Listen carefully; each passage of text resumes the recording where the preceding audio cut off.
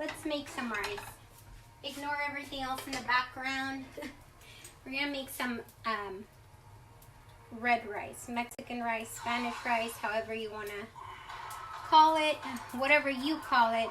So I just added about 2 tablespoons of oil to a pan. This is one of my favorite pans.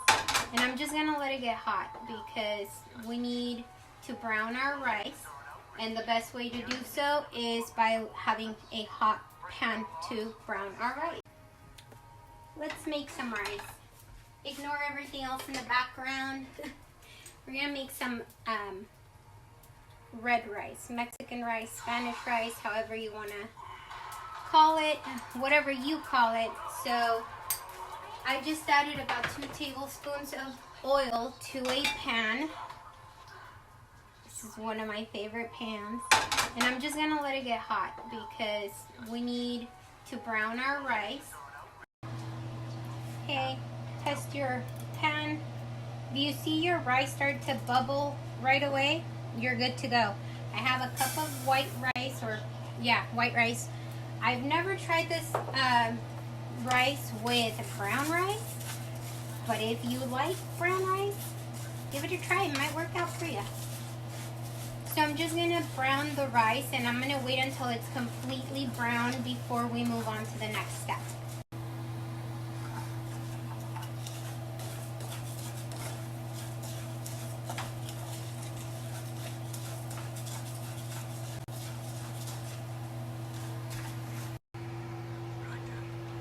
Alright, make sure you're constantly stirring your rice because if you take your rice off of it for a minute, it will burn.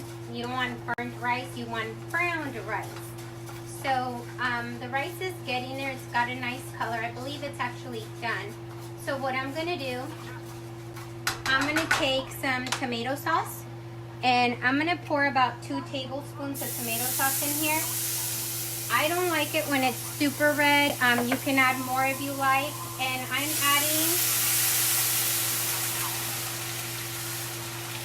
I added 2 cups of water.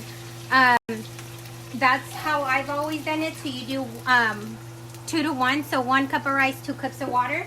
And I'm just gonna stir this a little bit.